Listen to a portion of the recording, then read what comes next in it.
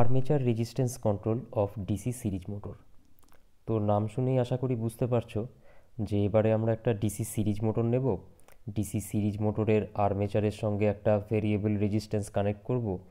সেই রেজিস্ট্যান্সটাকে আমরা ভেরি করিয়ে দেখব যে ডিসি সিরিজ মোটরের স্পিডের কি চেঞ্জ হচ্ছে।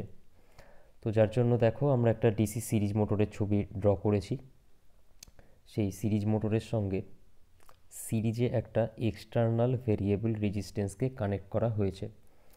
এবার এখানে তোমার মনে হতে পারে যে এই এক্সটার্নাল যে রেজিস্ট্যান্সটা আছে সেটা ফিল্ডের সাথে কেন সিরিজে কানেক্ট করেছি, কারণ নাম তো হচ্ছে কি আর্মেচার রেজিস্ট্যান্স কন্ট্রোল, তাহলে এক্সটার্নাল রেজিস্ট্যান্সকে তো আর্মেচারের সঙ্গে সিরিজে কানেক্ট করার কথা।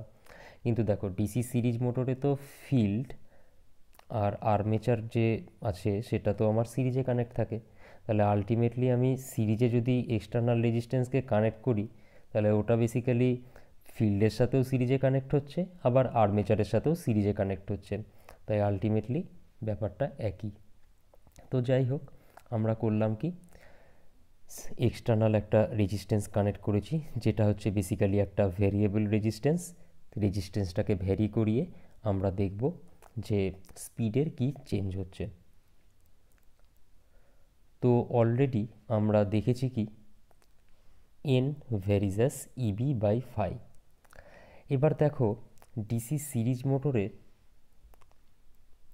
যখন আমরা এক্সটার্নাল রেজিস্ট্যান্সটাকে এখানে কানেক্ট করছি তখন আর্মেচার কারেন্টও কিন্তু চেঞ্জ হয়ে যাচ্ছে।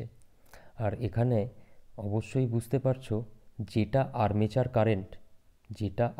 কারেন্ট সেটাই কিন্তু হচ্ছে ফিল্ড কারেন্ট।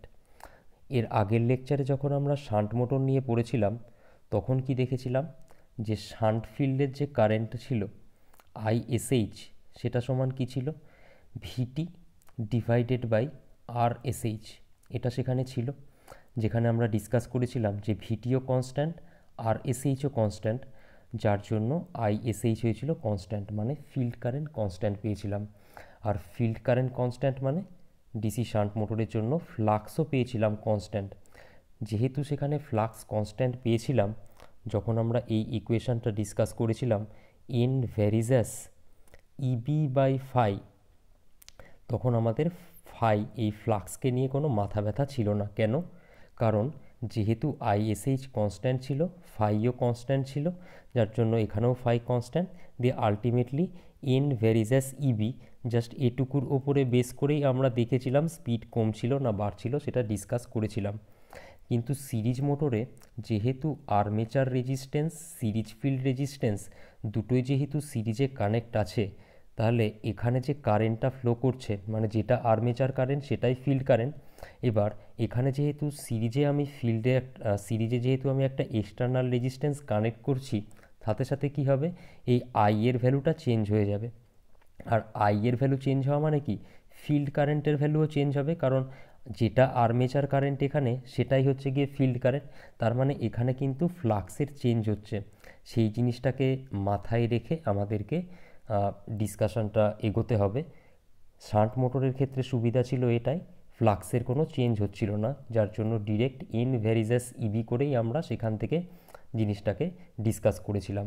বাট এখানে যেরকম ইবিকেও আমাদের ডিসকাস করতে হবে, তার সঙ্গে ফ্লাক্সকেও ডিসকাস আমাদের করতে হবে এখানটায়। তো চলো দেখা যাক। দেখো n varies as E B by phi as usual যেটা ছিল সেটা তো আছেই। আর কি, ফাই ভ্যারিজাস আইএ। আচ্ছা, এখানে দেখে মনে হতে পারে ফ্লাক্স কি করে আর্মেচার কারেন্টের সঙ্গে ডিরেক্টলি প্রপোর্শনাল হলো। ফ্লাক্স তো ডিরেক্টলি প্রপোর্শনাল হওয়ার কথা ছিল কার সঙ্গে, ফিল্ড কারেন্টের সঙ্গে।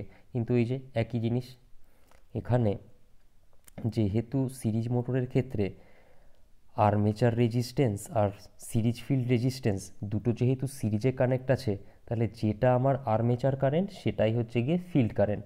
তো আলাদা আলাদা করে নাম দেওয়ার তো কোনো দরকার পড়ে না, সেজন্য আমি আইএ দিয়ে জিনিসটাকে ডিনোট করেছি। সেজন্যই কিন্তু লেখা আছে ফাই ভ্যারিজাস আইএ। এখান থেকে এটা ভাবার কারণ নেই যে মানে ফ্লাক্স আর্মেচার কারেন্টের উপর ডিপেন্ড করে, এটা কিন্তু ভাবার কারণ নেই। ফ্লাক্স অবশ্যই ডিপেন্ড করে ফিল্ড কারেন্টের ওপর, যেহেতু ডিসি সিরিজ মোটরে যেটা ফিল্ড কারেন্ট সেটাই হচ্ছে আর্মেচার কারেন্ট, সেই জন্য আমরা আইএ এখানটায় লিখেছি। আচ্ছা, এবার দেখো এখানে এন ভেরিজাস ইবি ছিল, মানে কি এন ইবির সঙ্গে ডিরেক্টলি প্রপোর্শনাল আর ফাই এর সঙ্গে ইনভার্সলি প্রপোর্শনাল। তাহলে সেখান থেকে আমরা নিশ্চয়ই লিখতে পারি, এই এই ইকুয়েশান থেকে আমরা নিশ্চয়ই লিখতে পারি যে n two by N one equals to কী হবে, E B two by E B one into phi one by phi two. কারণ কি ইবির সঙ্গে ডিরেক্টলি যেহেতু প্রপোর্শনাল, তাই n two by N one হয়ে গেছে E B two by E B one, আর যেহেতু ফাই এর সাথে ইনভার্সলি প্রপোর্শনাল তার জন্য n two by N one, তার জন্য আমাদেরকে নিতে হয়েছে phi one by phi two. তাহলে basically N varies as E B by phi, এখান থেকে আমরা পেলাম হচ্ছে গিয়ে N two by N one equals to E B two by E B one into phi one by phi two. আর ফাই ভেরিজাস আই এ, এখান থেকে আমরা কি লিখতে পারি, phi one by phi two equals to I A one by I A two. এবার দেখো ইবি one, মানে প্রথম কেসে যখন আমাদের এক্সটার্নাল রেজিস্ট্যান্স কানেক্ট করা ছিল না, বা এক্সটার্নাল রেজিস্ট্যান্সের ভ্যালু যখন 0 ছিল, তখন নর্মাল ডিসি সিরিজ মোটরে কেভিএল অ্যাপ্লাই করে আমরা যা পেয়েছিলাম, ইবি ওয়ান সমান কি লিখতে পারি, ভিটি minus IA one into R A plus R AC. R ইবি two সমান আমরা কি লিখতে পারি, ইবি টু সমান লিখব কি, ভিটি minus IA two into R A plus R AC তো ছিলই, তার সঙ্গে আমরা সিরিজে একটা এক্সটার্নাল রেজিস্ট্যান্স আর ই কানেক্ট করেছি। তাহলে ইবি টু বাই ইবি ওয়ানের নতুন যে এক্সপ্রেশন সেটা হয়ে গেল, ইন্টু কী পড়েছিল এখানটায়, phi one by phi two, আর phi one by phi two মানে আমরা দেখেছি কি I A one by I A two. তাহলে এখানে ফাই ওয়ান বাই ফাই টুর যে ভ্যালুটা ছিল এখানে যেটা পেলাম সেটা এখানে পুট করে দিলাম, সেখান থেকেই যার জন্য দেখো লেখা আছে I A one by I A two. তাহলে আলটিমেটলি আমরা এখানে যে এক্সপ্রেশনটা পেলাম সেটা কি পেলাম, N two by N one equals to V T minus I A two into R A plus R A C by R A plus R A C plus R E divided by V T minus I A one into R A plus R A C, টোটালটার সঙ্গে গুণকার I A one by I A two. এবার আমরা ধরে নিচ্ছি load torque হচ্ছে গিয়ে constant. Load torque যদি কনস্ট্যান্ট হয় তাহলে আমরা কি বলতে পারি, দেখো জিনিসটাকে আমি আরও সিম্পলভাবে বোঝাতে চাই। লোড টর্ক কনস্ট্যান্ট মানে লোড টর্ককে যদি টিএল দিয়ে ডিনোট করি তাহলে টিএল হচ্ছে কনস্ট্যান্ট, সি লিখে দিলাম কনস্ট্যান্টের জায়গায়। আচ্ছা, এবার একটা জিনিস ভালো করে খেয়াল করো, মোটরের আর্মেচারে যে টর্কটা তৈরি হয় সেটাকে আমরা কি বলি, আর্মেচার টর্ক বা ইলেকট্রোম্যাগনেটিক টর্ক। তো ওই ইলেকট্রোম্যাগনেটিক টর্ক বা আর্মেচার টর্ক, মানে যেটাকে আমরা টিই দিয়ে বা টিএ দিয়ে ডিনোট করি, যেটা দিয়ে ডিনোট করো না কেন, এই টিই থেকে যদি আমরা ফ্রিকশনাল লস বা রোটেশনাল লসের জন্য যে টর্কটা লস হচ্ছে সেটাকে যদি বাদ দিয়ে দিই তাহলে পেয়ে যাব টিএল। তো আমরা এখানটায় লসটাকে নেগলেক্ট করছি। লসটাকে যদি নেগলেক্ট করি তাহলে আমি কি বলতে পারি, যদি টিএল যদি কনস্ট্যান্ট হয়, মানে লোড টর্ক যদি কনস্ট্যান্ট হয়, তাহলে আমি বলতে পারবো কি ইলেকট্রোম্যাগনেটিক টর্ক হচ্ছে গিয়ে কনস্ট্যান্ট। আচ্ছা, এবার একটা জিনিস যদিও এখানে আমাদের টপিকের মধ্যে পড়ে না, তাও আমি একটু বলে রাখি যে লোড যদি লসকে যদি আমরা নেগলেক্ট করে দিই, লোড টর্কের ভ্যালু আর ইলেকট্রোম্যাগনেটিক টর্কের ভ্যালু বা ম্যাগনিচিউড সমান হবে, বাট তারা একে অপরের অপোজিট হবে। একে অপরের অপোজিট কেন হবে, নিউটনের থার্ড ল যেটা পড়েছিলে, প্রত্যেক ক্রিয়ারই সমান এবং বিপরীত প্রতিক্রিয়া আছে। তাহলে এখানে ক্রিয়াটাকে ইলেকট্রোম্যাগনেটিক টর্কের জন্য প্রডিউস হচ্ছে কে, লোড টর্ক। তাহলে তাদের ম্যাগনিচিউড তো সমান হবে, টি ইকুয়ালস টু টিএল হবে যদি লসকে তুমি বাদ দিয়ে দাও, কিন্তু প্রত্যেক ক্রিয়ার সমান এবং বিপরীত প্রতিক্রিয়া আসে। তাহলে কি টি ইকুয়ালস টু হবে মাইনাস টিএল, বা মাইনাস টিএল ইকুয়ালস টু হবে মাইনাস টি। এটা খেয়াল রাখবে, যদিও এখানকার টপিকের জন্য নয়, তাও যাই হোক আমি একটু বলে রাখলাম। তাহলে দেখো আমাদের টিই হচ্ছে কনস্ট্যান্ট, লোড টর্ককে আমি কনস্ট্যান্ট ধরে নিয়েছি। তাহলে সেখান থেকে আমরা বলতে পারি কি T E two equals to T E one. T E two, আচ্ছা টর্ক, ইলেকট্রোম্যাগনেটিক টর্ক সমান আমরা এর আগে প্রুফ করেছিলাম যে টর্ক ইকুয়ালস টু কী হয়, কে ফাই আই এ, যেখানে কে হচ্ছে কনস্ট্যান্ট, ফাই হচ্ছে গিয়ে ফিল্ডের যে ফ্লাক্স, আর আই এ হচ্ছে গিয়ে আর্মেচার কারেন্ট। তাহলে টিই টুর জন্য লিখতে পারি কে phi two I A two, আর টিই ওয়ানের জন্য লিখতে পারি কে phi one I A one. দুই সাইডে দেখো কেগুলোকে ক্যান্সেল করে দিলাম, ফাইগুলোকে একদিকে নিয়ে যাচ্ছি আর আর্মেচার কারেন্টগুলোকে আর একদিকে নিয়ে যাচ্ছি। তাহলে এই লাইনটার থেকে আমরা এই ইকুয়েশানটা পেয়ে গেলাম, phi one by phi two equals to I A two by I A one. এবার দেখো এখানে আমরা phi one by phi two সমান কী পেয়েছিলাম, I A one by I A two. তাহলে সেই জিনিসটাকে আমরা এখানটায় পুট করে দেব। তাহলে ফাই ওয়ান বাই ফাই টুর জায়গায় পুট করে দিলাম I A one by I A two দিয়ে যে ইকুয়েশানটা পেলাম, সেখানে দেখো এই আই এ টুকে যদি এদিকে নিয়ে চলে আসি, আই এ টু গুণ হয়ে কী হয়ে যাবে, আই এ টুর হোল স্কোয়ার। আর এই আই এ ওয়ানকে যদি এদিকে নিয়ে চলে আসি, গুণ হয়ে কী হয়ে যাবে, আই এ ওয়ানের হোল স্কোয়ার। তাহলে এখান থেকে আমরা কি বলতে পারি, আই এ ওয়ানের whole square equals to I A two এর হোল স্কোয়ার। দুই সাইডকে যদি আমরা রুট করে দিই তাহলে কি পাবো, I A one equals to I A two.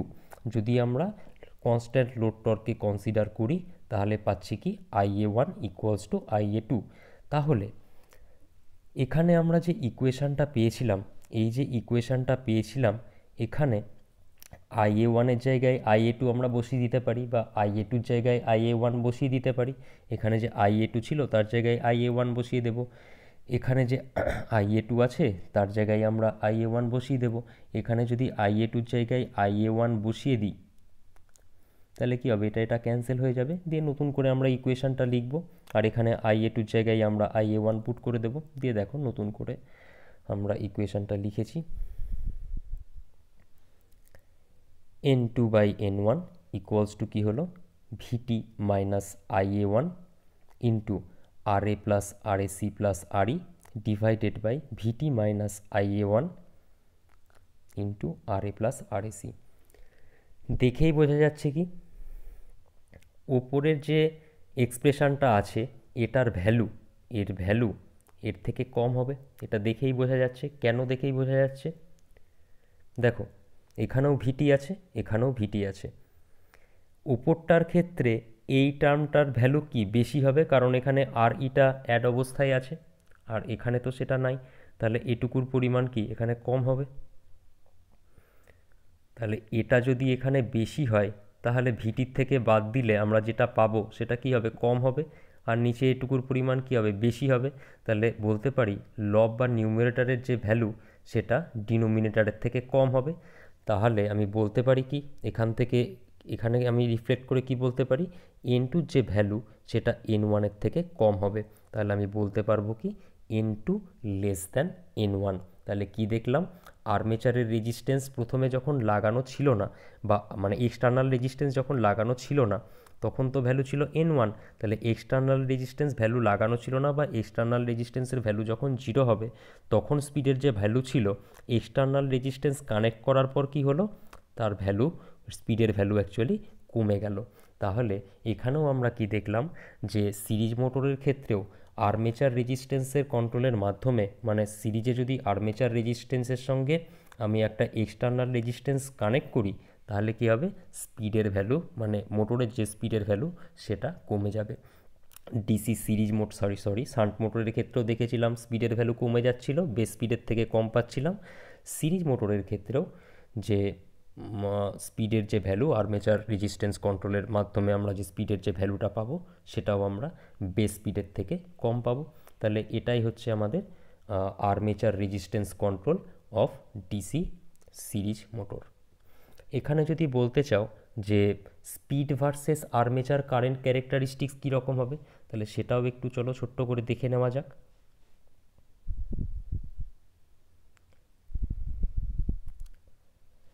এই বরাবর ধরো আমি নিলাম হচ্ছে আর্মেচার কারেন্ট, আর এই বরাবর নিলাম আমরা স্পিড। যখন আমরা ডিসি সিরিজ মোটরের স্পিড ভার্সেস আর্মেচার কারেন্টের ক্যারেক্টারিস্টিক্স পড়েছিলাম তখন কি দেখেছিলাম, সেই কার্ভটা হয়েছিল এরকম হয়েছিল। এটা ছিল এক্সটার্নাল রেজিস্ট্যান্স কানেক্ট না করে, বা এক্সটার্নাল রেজিস্ট্যান্সের ভ্যালু যখন জিরো ছিল সেই অবস্থায় আমরা এই গ্রাফটা পেয়েছিলাম।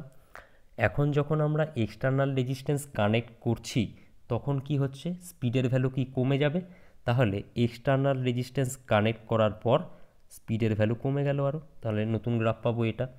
এক্সটার্নাল রেজিস্ট্যান্সের ভ্যালু যদি আমরা আরও বাড়াতে থাকি তাহলে কী হবে, স্পিডের ভ্যালু আরও কমতে থাকবে, তখন আমরা এরকম একটা গ্রাফ পাবো। ভ্যালু যত বাড়াবো কার্ভটা তত এদিকে শিফট করতে থাকবে।